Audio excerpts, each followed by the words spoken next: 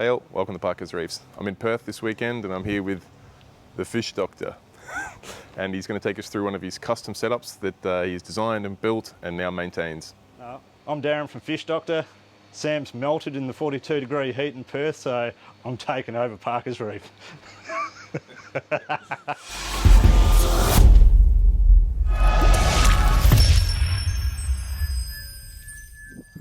All right, here we are in Adelaide in Western Australia, and it's an absolutely stunning part of the world. You see the views from here are incredible. We've got Swan River across here, and you can view the Perth city across that, and just such an incredible place to have a reef tank. So let's go check it out. And what a beautiful reef tank it is. This incredible masterpiece that's been created and maintained by Darren, Fish Doctor in Perth, is something to behold. This peninsula style tank with a real emphasis on viewing from this side but also from the other side is an LPS dream. The clarity is incredible. You don't see a lot of equipment in the tank, so I thought we'd get Darren on the microphone and on the camera and get him to tell us about what considerations went into building this tank, maintaining this tank, and any tips of the trade that he can tell us that gave us such a great outcome. Alrighty, this is a fish tank that we started around about 2 years ago. The client got us into the project partway through the build of the house. So there was a few challenges involved because we weren't able to get all of the plumbing in place exactly where we wanted it to, directly to the sump room. So we had to run that over the top of the slab and out through the back of the house and around the side. But we were still able to achieve exactly what we were after with the plumbing, albeit the plumbing run was slightly longer than we would have originally liked, but everything works absolutely perfectly now. Mainly LPS dominated tank. Most of our service jobs that we custom build usually are, because we're not on site all the time on a daily basis to maintain the water chemistry and everything else for SPS. We do have a couple of SPS pieces in the tank, and those pieces tend to be going all right. The Dallas is bulletproof, as usually is, and a few of the Batavia Coral Farm pieces that are absolutely thriving and encrusting, growing onto the rocks. And Batavia stag looks beautiful, nice and furry, great colours. Yeah, the growth on that and the growth tips is absolutely magic as well. We've had phenomenal growth in that piece since we've put it in. We've currently got the Illumagic style lighting over the top, which we use on all of our custom builds, and we absolutely swear by those lights. Yeah, if you want to take us over and show the lighting. Yeah, come and have a look through the back. Completely sealed up, just so you get a view into the glass view into the aquarium, but you've got this awesome setup here. I'll just pan back so I can see these nicely fitted out cabinets. So it's designed to be viewed from both sides, but obviously it's predominantly viewed from the living area over there. Mm-hmm. So this is one beautiful big piece of live rock that's around about 35 kilos that Batavia Coral Farm picked up just for this build. So there's a lot of effort went into that, and what a task trying to get that guy into the tank in one piece. For viewers at home, we're talking about this huge rock piece here. Yeah, that's all one piece that went into this tank, and if I can just pan up a bit here, you'll see we've got a brace there and a brace there, so you can see the width there of the gap. 400 mil for a piece of rock that's about probably 900 mil long.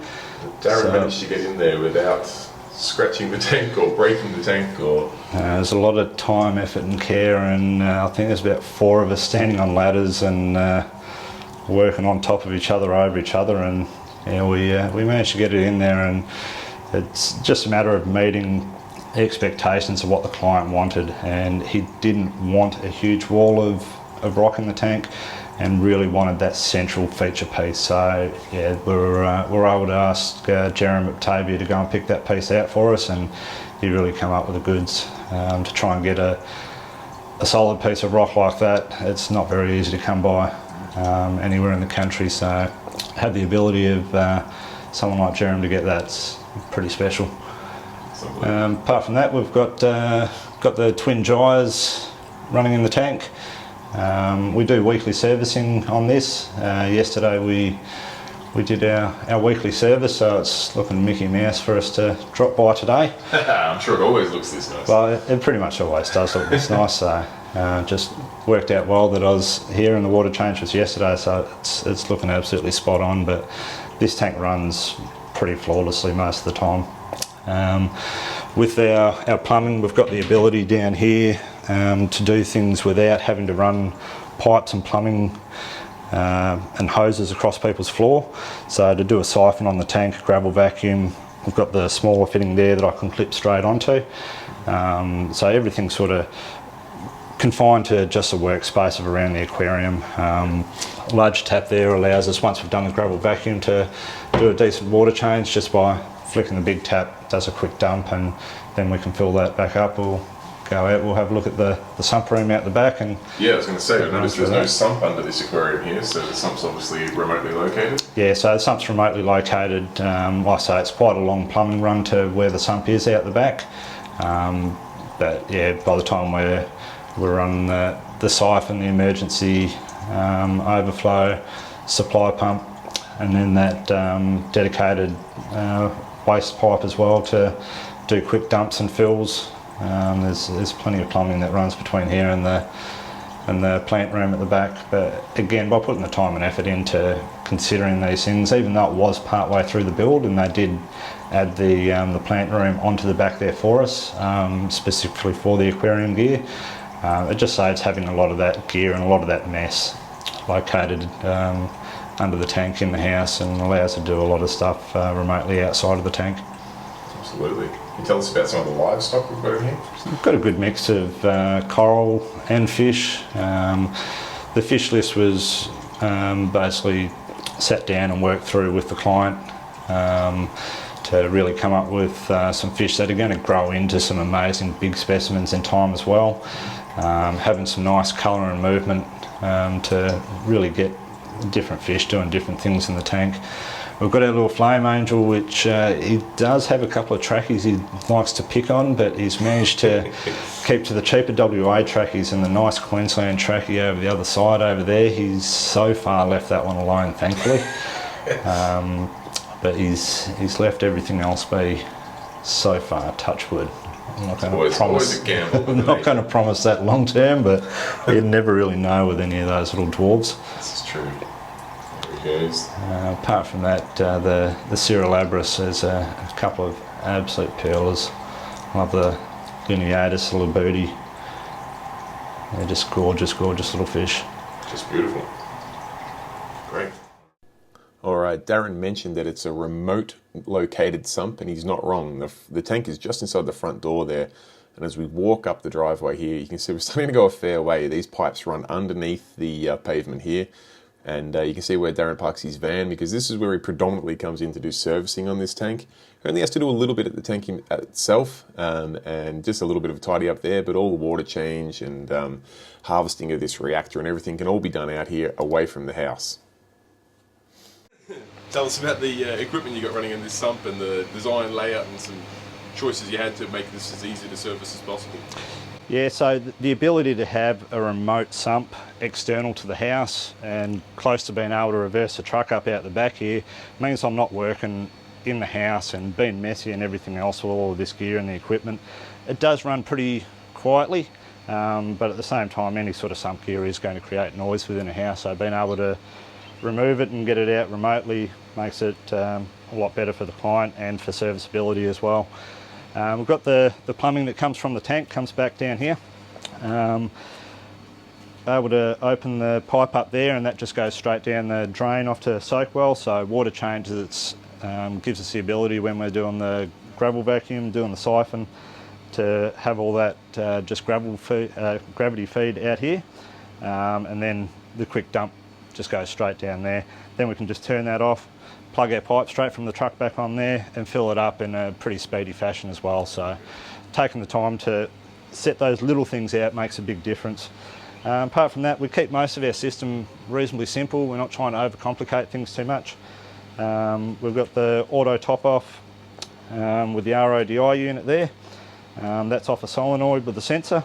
So that just maintains our Our water levels, we've got the packs which runs the light at an alternate cycle to what's in the tank, so that'll generally run overnight.